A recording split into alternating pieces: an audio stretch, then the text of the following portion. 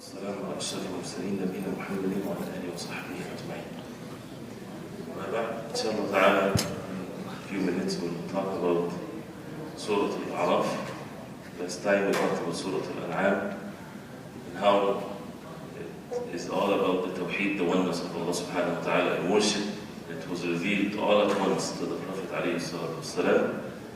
Then Surah Al-A'raf in this order, not the order of revelation to the Prophet ﷺ, but the order that Allah subhanahu wa ta'ala revealed to the Prophet ﷺ to order for these surahs to be put in that particular order. So this order is meant to be this way.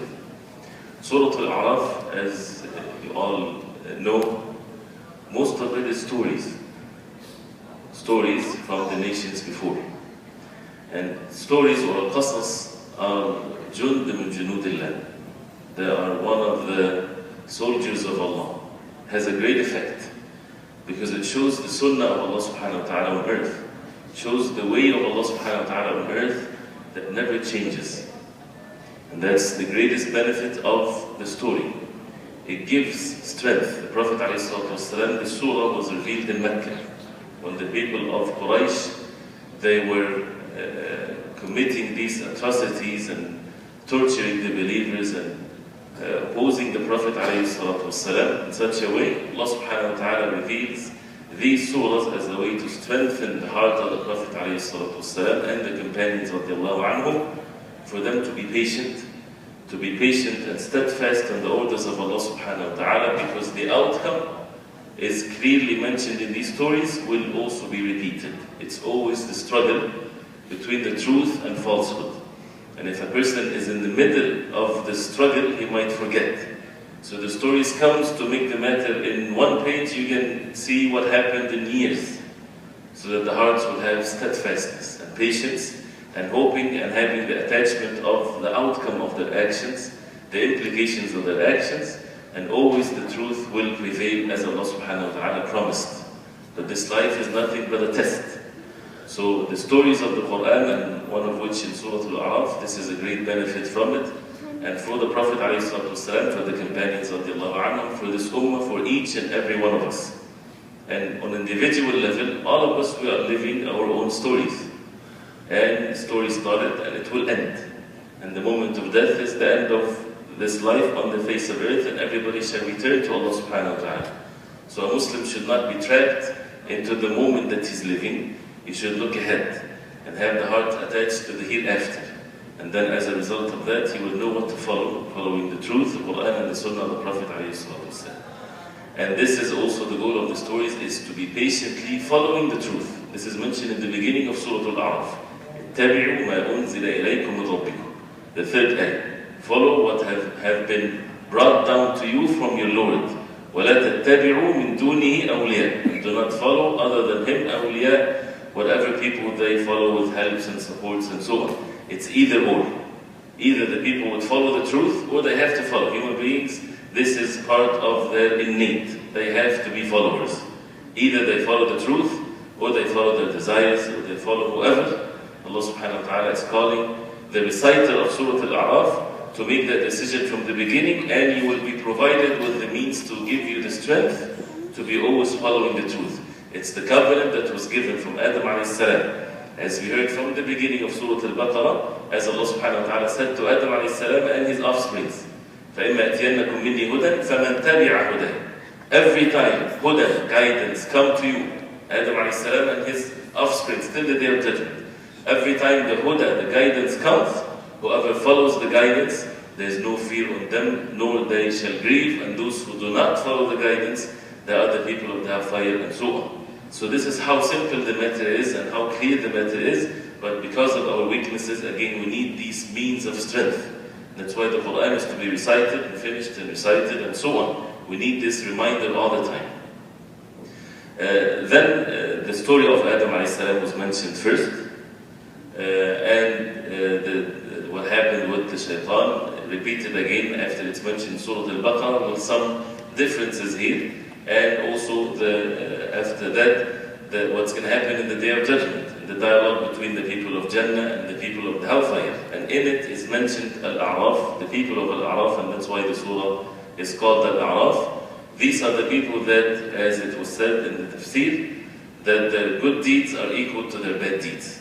So their good deeds were not enough to take them to Jannah by the mercy of Allah, and their bad deeds were not enough to get them to the hellfire, because they are equal with the balance of the deeds.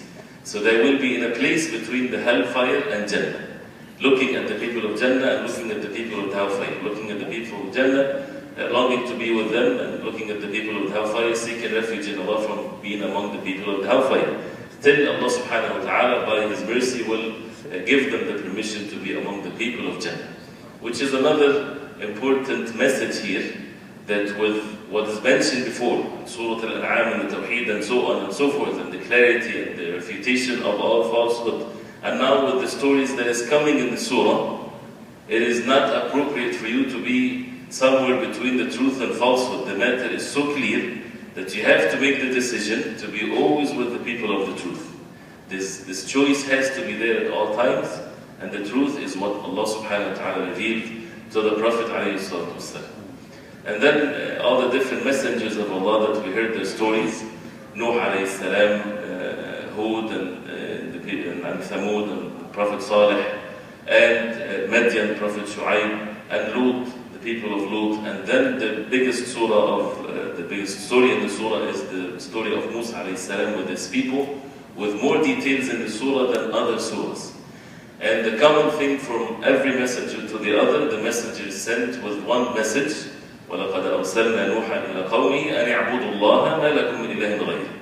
That we had sent Nuh to his people, أَنِ اعْبُدُوا اللَّهَ. Worship Allah subhanahu wa ta'ala, you have no one else to worship but Him. He's the only one worthy of worship.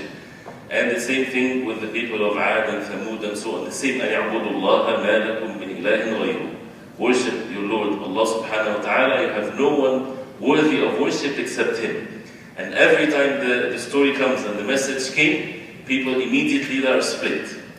Usually the way of Allah subhanahu wa ta'ala, the weak and oppressed are the first to submit themselves. And al-mala, or the rich people, the people of power and so on, normally, usually, they are the ones that will oppose these matters of belief because of how their hearts are attached to this life, and they don't want to lose the status and so on. So there's always the struggle from the very beginning once the message clearly is presented. And then Allah subhanahu wa ta'ala, with these stories of the messengers, the people of the truth are ordered to be patient and to hold fast to the truth. And then the punishment of Allah subhanahu wa ta'ala comes to every nation before the nation of the Prophet alayhi salatu wasalam, after the truth has been made so clear. And the warning came, then the punishment of Allah subhanahu wa ta'ala came to them in this life, destroyed them. For this ummah, the Prophet alayhi salatu wasalam, he made dua to Allah subhanahu wa ta'ala that he does not destroy this ummah bisinatin bi'amma. That means no general punishment that will come to destroy the whole nation.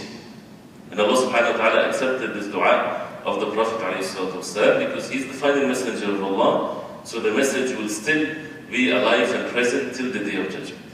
Then the story of Musa ﷺ, which is again a story that this ummah of the Prophet ﷺ need to ponder over, because this ummah of Bani Israel has many similarities to this ummah. And that's why Allah subhanahu wa ta'ala, with so much details, explain what happened to them, and what happened to the obedience of them, and what happened to those who disobeyed the message, and so on and so forth. And in Surah Al-A'raf, it did not talk about the story of Musa alayhi salam from birth. This is in Surah Al-Qasas.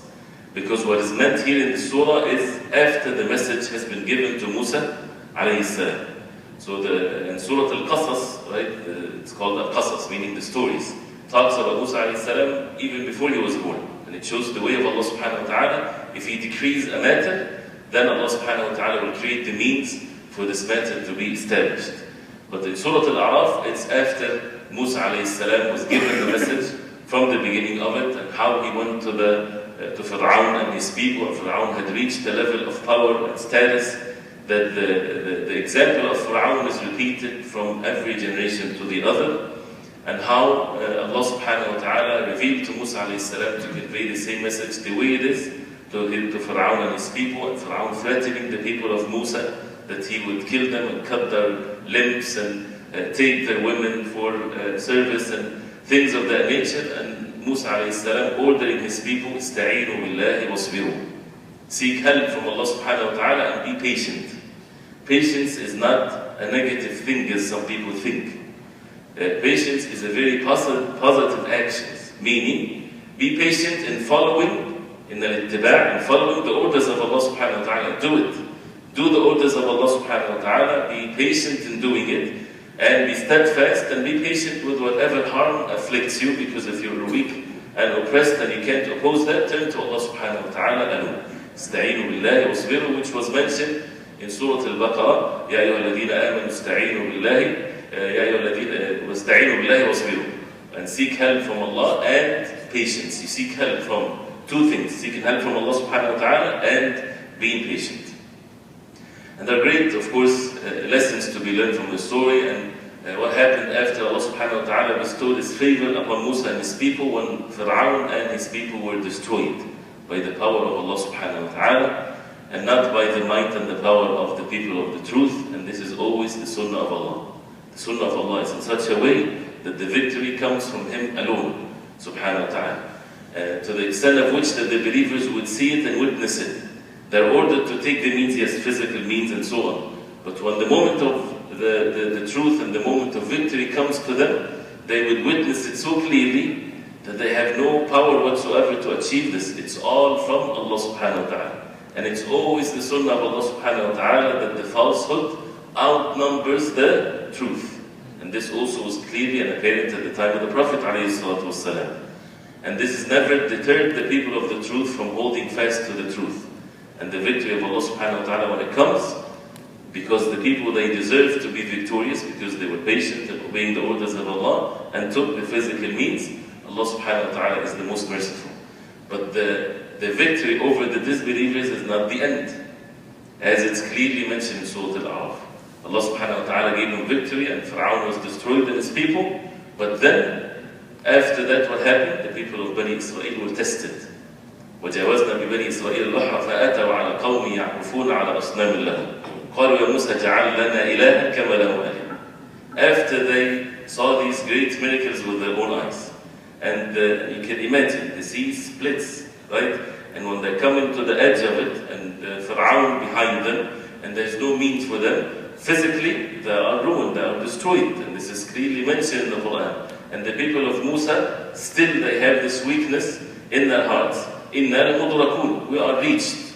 That's it. That's the end of it. But Musa alayhi salam, Allah subhanahu wa ta'ala, when He revealed to him that he will be victorious, he says, Kalla inna ma'i rabbi sayahdin. Nay, Allah subhanahu wa ta'ala is with me and He will guide me. Allah subhanahu wa ta'ala revealed to Musa alayhi salam to hit the sea with his stick, and this is just a mean, but would the stick do anything to the sea by itself like that? Definitely not. But still, to take the means, whatever means in one's possible, especially if Allah subhanahu wa ta'ala ordered him. And the sea split, as we know, and they crossed, and you can imagine the scene there. And Fir'aun and his people came and they saw the miracle with their own eyes. They did not still believe. He knew the truth. He knew the truth as it's mentioned in the ayat. And وَجَحَدُوا بِهَا وَاسْتَيْقَنَتْهَا أَنفُسُهُمْ ظُلْمًا وَعُلُوًّا. They denied it, and their hearts, they had certainty in it. So the miracles would not avail them or benefit them. And they saw with their own eyes. And after Musa alayhi salam and the last person crossed, Fir'aun and his people, they went through. This is how the falsehood, no matter how smart they are, to this day they cannot even figure out how they built what they built. And they think that these pharaohs are so smart. But see the dumbness of Fir'aun and his people. Right? Going behind Musa, think that this is also will be for him. Allah subhanahu wa ta'ala destroyed them and he was drowned. Right? And again, the details or some details will be mentioned in other surahs like Surah Yunus, for example, or Surah Al-Shu'ara and so on. But then the point is that is clearly mentioned in Surah Al-A'raf because of the time.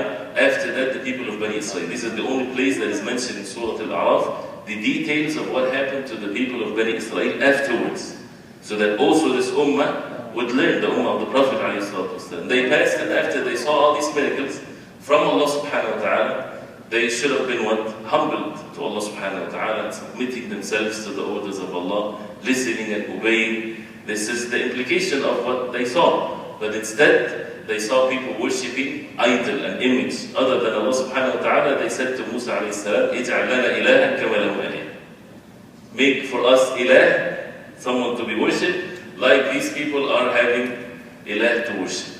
This is such an amazing thing, right? Can people fall into the same thing? Yes, human beings are human beings, by the way. And it doesn't have to be a clear idol that is being worshipped besides Allah subhanahu wa ta'ala. Allah subhanahu wa ta'ala bestow on a nation the victory and the strength and so on. And instead of being grateful to Allah subhanahu wa ta'ala, they follow other than the orders of Allah subhanahu wa ta'ala. They follow the ways of the disbelievers. And they think that this is the way of salvation and the ways of goodness, when Allah subhanahu wa ta'ala is the one that saved them, when they didn't have any means of success whatsoever, and it's all came from Allah subhanahu wa ta'ala, they should have been the most in following the truth and humbling themselves to this. And then the commands from Allah subhanahu wa ta'ala to Musa alayhi salam and worshipping the caliph besides Allah subhanahu wa ta'ala, and the mountain that was lifted on top of their heads when Allah subhanahu wa ta'ala ordered Musa alayhi salam to take 70 from among his people, to take the covenant, the heavy covenant with heavy oath from them. خُذُوا مَا أَتَيْنَاكُمْ بِقُوَّةٍ. Right? Take what we had brought to you, not with relaxation and sleeping, بِقُوَّةٍ, with strength. And this is the case when it comes to the wahy. This is the purpose of life, that we should not take the wahy of Allah subhanahu wa ta'ala in a relaxed form. Whether we do it or not, Allah is the most forgiver. Right? If we do it, mashallah, this is good. If we don't do it, Allah is the most merciful. خُذُوا مَا أَتَيْنَاكُمْ بِقُوَّةٍ, with strength. And this was mentioned also towards the end of the surah, how the generation came afterwards, something that they took without the effort that they put in it. فَخَلَفَ مِنْ بَعْدِهِمْ خَلْفٌ وَرِثُوا الْكِتَابِ. This is a very significant word. فَخَلَفَ مِنْ بَعْدِهِمْ خَلْفٌ means generation came after them. وَرِثُوا الْكِتَابِ. Al-Kitab is the book from Allah subhanahu wa ta'ala. وَرِثُوا means inherited the book. So they did not witness what the first generation witnessed. They inherited it. And as a case, if you inherit something, you don't value it as the one that earned it. And this is also physically, when people would inherit money, they don't care too much about the money as the one that earned it and was tired and sacrificed for it. So وَرِثُوا الْكِتَابِ. We are, when it comes to the Ummah of the Prophet ﷺ, we inherited the book. So that means we have to make sure that we value it and not just do like those who would inherit something and don't take care of it. وَرِثُوا الْكِتَابَ يَأْخُذُونَ عَرَضَ هَذَا أَدْنَى وَإِنْ يَأْتِهِمْ عَرَضٌ مِثْلُهُ يَأْخُذُوهُ وَيَقُولُونَ سَيُغْفَرُ لَنَا وَإِنْ يَأْتِهِمْ عَرَضٌ مِثْلُهُ يَأْخُذُوهُ. Meaning, as Allah subhanahu wa ta'ala says, inherited the book, if any of the apparent things of this world comes to them, they would take it immediately. And they would choose that over the kitab, over the book of Allah subhanahu wa ta'ala. And then what do? Do they do that? They take the apparent things of this dunya and they say, we don't care about the book. No, they believe in the book. They inherited the book. What they would say, وَيَقُولُونَ سَيُغْفَرُ لَنَا. They say, Allah would forgive us. So they would choose the dunya and the sins and the desires, and they would say, Allah would forgive us. وَإِنْ يَأْتِهِمْ عَرَضٌ مِثْلُهُ يَأْخُذُوهُ. And if another apparent thing of this world will come to them, they would take it also. So it's not like, oh, Allah would forgive us. That means we did a mistake, we did a sin, and we're repenting to Allah subhanahu wa ta'ala. No. This is just the attitude that they will continue to do. And this is definitely condemned. أَلَمْ يُؤْخَذْ عَلَيْهِمْ مِيثَاقُ الْكِتَابِ أَلَّا يَقُولُوا عَلَى اللَّهِ الْحَقَّ وَدَرَسُوا مَا فِيهِ. Didn't we take from them the heavy covenant that they would always speak the truth and they would follow the book of Allah subhanahu wa ta'ala? وَلَلدَّارُ الْآخِرَةُ خَيْرٌ لِلَّذِينَ يَتَّقُونَ أَفَلَا تَعْقِلُونَ. And the hereafter is better for those who have the fear of Allah. So they should choose the hereafter. They should choose the obedience of Allah subhanahu wa ta'ala over the apparent things of this world. أَفَلَا تَعْقِلُونَ. Don't you have minds to think? That's why whoever choose this dunya over the hereafter, after the science from Allah has been explained, they are deficient in their minds. Right? So the real wise people, those who would follow something now for the outcome of it in the hereafter. And then the next ayah, Allah subhanahu wa ta'ala basically showing who are meant by these stories in the Quran. وَالَّذِينَ يُمَسِّكُونَ بِالْكِتَابِ وَأَقَامُوا الصَّلَاةَ إِنَّا لَا نُضِيعُ أَجْرَ الْمُصْلِحِينَ. وَالَّذِينَ يُمَسِّكُونَ. Those who would hold fast to the book and they establish the salah, we would never ruin or waste the deeds of the muslihin. Those who are salihin in themselves, righteous in themselves, and they take the means to make others by the will of Allah righteous.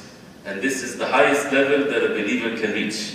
As Allah subhanahu wa ta'ala said to the Prophet alayhi salatu wasalam, فَقَاتِلْ فِي في سبيل الله لا تكلف إلا نفسك وحرد المؤمنين. Fight for the sake of Allah, you are only responsible for your act. وحرد المؤمنين, and entice and call the believers to do the same. This is the principle, this is the concept. So the concept is the principle is to do what is right, and not just to be satisfied by this. وحرد المؤمنين, call others to do it, enjoy the good, forbid the evil, give the da'wah, and so on. And also the significance, which is always need to be mentioned because it's very beautiful. وَالَّذِينَ يُمَسِّكُونَ. See, with all these stories, it's not enough to just hold to the book. They can take it away from you. It can slip away from you, especially if you are oppressed. So the word وَالَّذِينَ يُمَسِّكُونَ, shadda on the scene, right? And this is a linguistically thing in the Arabic, and I mentioned that here even before. As the ulama, they say, whenever you find زيادة في المبنى, زيادة في المعنى. Whenever there is increase in the mabna of the word, in the physical word, with the letters, with the shadda, that means there is more into the meaning, right? The shadda is not just shadda for no reason. Yumsikun would give the meaning, and those who hold fast or hold to the book. But yumassikun, that means they're holding very tight, very fast to it. That means it's been being pulled away from them, and they will hold fast to it. This is what is meant, especially at times when the struggle between the truth and falsehood, times of fitna, times of tribulations, a person can ruin himself if he is just holding to the book, unless he holds fast to it. And the same meaning, the Prophet ﷺ said to this ummah, he said, فَإِنَّهُ مَا يَعِشْ مِنْكُمْ فَسَيَرَى اخْتِلَافًا كَثِيرًا. Whoever lives among you, he would find many things different. فَعَلَيْكُمْ بِسُنَّتِي وَسُنَّةِ الْخُلَفَاءِ الرَّاشِدِينَ الْمَهْدِيِّينَ مِنْ بَعْدِي. Hold to my sunnah and the sunnah of the rightly guided Khalifa after me. عَضُّوا عَلَيْهَا بِالنَّوَاجِذِ. Bite on it with your molar teeth. Not just hold on it or be on it or follow it. No, at a certain context, at a certain time, it won't avail you. Unless you would bite on it with your molar teeth, that means it's being pulled away from you from all means and sorts, and you won't let go whatsoever. And this is the level of al-iman that should be present at times of fitan and afflictions and so on, and this is what we learn from these stories. So it's a great benefit when we get to know these stories in the beginning and the end of it, and what Allah subhanahu wa ta'ala wants from us.